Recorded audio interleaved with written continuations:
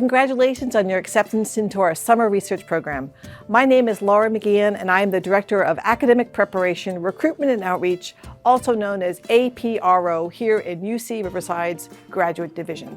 And I'm Carla Bonilla, one of the Outreach and Recruitment Specialists in APRO. And I'm Leah Stiff, also an Outreach and Recruitment Specialist. We have interviewed several students who have completed the program, as well as several faculty members who want to share their stories with you. We hope that hearing from these students, faculty, and staff will empower you to be curious, ask questions, and make the most of your summer research experience. And most of all, to feel like you belong and can achieve your goals. Let's hear what they have to say.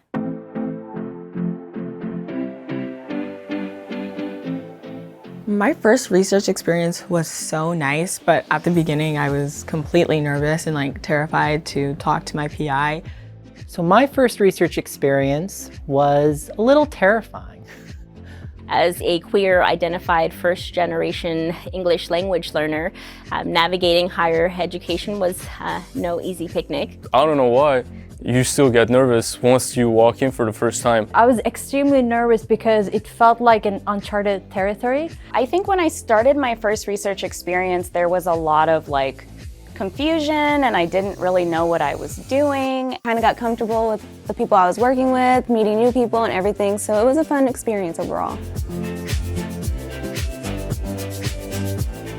It was kind of nerve-wracking to kind of ask questions. So I was kind of scared and intimidated to ask anybody in my lab or my PI any questions. I was trying to play it very safe, not ask a lot of questions. So when you're looking around the room, I did feel uncomfortable asking questions sometimes because I didn't know if people would be judging my questions. When it comes to asking questions, I did feel a little bit nervous, especially going to the professor at first because, he was a professor and I worried about, am I supposed to be using up his time? I was concerned about revealing the fact that I didn't know a whole lot about this topic that I was supposed to be researching. I remember feeling uncomfortable asking questions.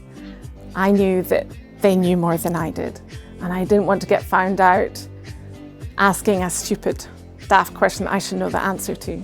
But when I finally gained the courage, my PI was really nice about it, and he hadn't coded in a while too, so he had some of the similar questions that I did, and we were able to search for that information together. So sometimes it's a little uncomfortable asking questions at the beginning, but you sort of get used to it. You just have to keep telling yourself no one's going to yell at you for asking questions. Over the course of my career, I realized how important asking questions is. In fact, asking questions at a conference ended up getting me my job that I have today. Then I realized he didn't expect me to know anything, and the only way I was going to learn was by asking questions. I do remember a professor saying you should ask questions because guaranteed there's someone in the room who also has that same question. So I would just go ahead and ask my questions because someone else might also have that question. Sometimes when you ask a question, I can worry about how it makes me look, right?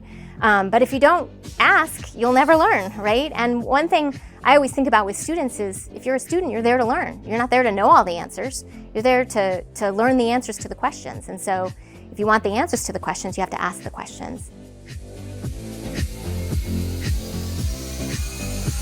I did doubt myself going into it just because I've never even thought of doing research before. Yeah, I definitely did feel out of place among my classmates sometimes. Sometimes I felt like I belonged and sometimes I felt like I didn't. I was doing a type of research in biology that I've never done before, which was coding. Coming into the lab and into the internship, I was a little bit scared that there was this expectation for me to know how to code.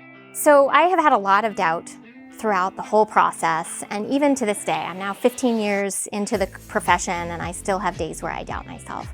And what I've learned is that's part of the process. I'm a bit inexperienced, but that's why I'm here to learn. If I am being honest with myself, there have been many times that I felt uncomfortable with research, with being in research settings. And so I think the discomfort first started from not knowing what to expect, not knowing what it was like to be in a research lab, what were the expectations, what did I already need to know. First time ever going into a research lab with all those PhDs that know well much above you. And during that time, I felt like I can't do this. Again, I felt like an imposter. Everybody else is doing so good. Why am I not doing well? I'm just not in the right place. I need to go home. Sound familiar? This feeling can be described as imposter phenomenon. Imposter phenomenon, or imposter syndrome, refers to an internal feeling of inadequacy. Basically, it's feeling as if everyone around you knows exactly what they're doing and is super smart and competent, and that you're just an imposter who's pretending to know what they're doing, and really, you have no idea what's going on. And that one day, you'll be discovered as a fraud. But guess what? Lots of people feel this way, even the people you look up to and who are super talented and capable.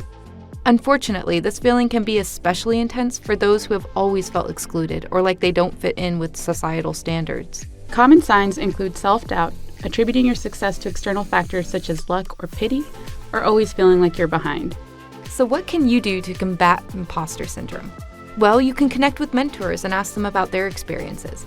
You can keep a list of things you've overcome and all the things you're good at. And if you need help thinking about those things, ask friends or family. They can help you make a list.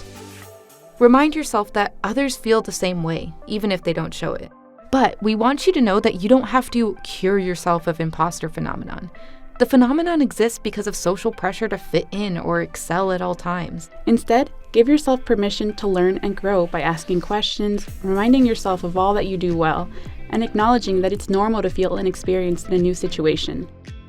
In fact, imposter phenomenon is actually a sign that you're learning new things, which doesn't always feel comfortable, but it sure does help you grow. And one day, you will be the expert in this situation.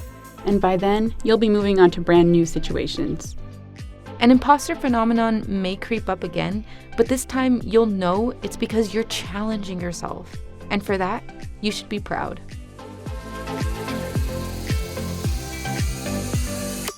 So after my first research experience, I felt really positive. Now, I did not get anywhere close to the amount done that I'd hoped for.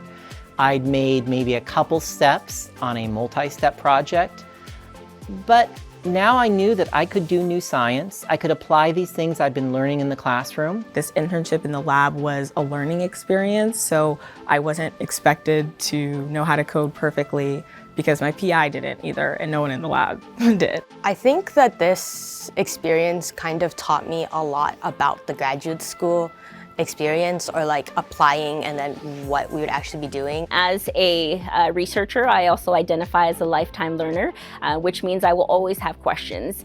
And I think that what's different for me now is that I don't apologize when I ask questions. Now when I do research, I think about research as like dumping out a puzzle, and I love puzzles. So I love like dumping out a puzzle and all the pieces are just scattered in front of you. And then you're trying to like find where all the pieces go. And then at the end, you see this really great complete picture. And that's how I feel when I complete my research. Ask questions. You should always ask questions, and don't worry about how you appear when you ask the questions. You're a student, therefore you're learning. You have permission not to know the answer. Use all the resources given to you, kind of take advantage of that. Take the responsibility, do your own research, try to get out there, try to make connections and things like that. I know it's intimidating, but trust me, once you find friends, you will hang out in your spare times, you will share your research, and it's very motivating to see what other people are doing. I really recommend that you put your all into this program and the research symposium, because you never know what your research that you're doing now could lead you to. Just be curious. Research is all about learning. You will likely feel out of place at some times. You will feel self-doubt, but that's part of the process. Just try to see it as from a different perspective. The fact that you have self-doubt means that you have an opportunity to investigate more. And a little bit of self-doubt is not a bad thing. It gives you an opportunity to investigate and learn more. Go ask for opportunities, because you just might find one, right? Be kinder than necessary. And should there be any conflicts or concerns that arise, talk to someone. You can talk to your mentor. It's part of their job to handle that. You're not really insulating them if you hide it. And you can always talk to the staff of the summer research program that you're part of. And again, this is just part of kind of learning how to work in a research lab. And so when I talk to students about what makes them successful, I think what I love to share is that you make yourself successful, right? The networks that you build, the time that you put, the effort, the curiosity, the questions, the perseverance, and of course the self-care. Ultimately, I hope you just have a really fun, exciting summer. Stay open, reach out to other students, check in with your mentors, stay in communication with the lab, and just be open to all of the really great and exciting research that you're going to do this summer. And I hope you have a really great summer here at UC Riverside. We hope this was helpful. And just remember, every person in this program is rooting for you. We all want you to succeed. No one is waiting for you to fail or looking to expose your lack of knowledge. Exactly. This program is created to help you grow. And more than that, we want to build a community for you. You'll leave this program with so many friends and fun summer memories, and you never know who you'll meet during this time and how they might impact your life and career in the future. You'll have so many people on your side, so just know that you're not alone. We're so happy to have you here. Before we go, I'd like to make sure to recognize all of our partners who helped us make this video.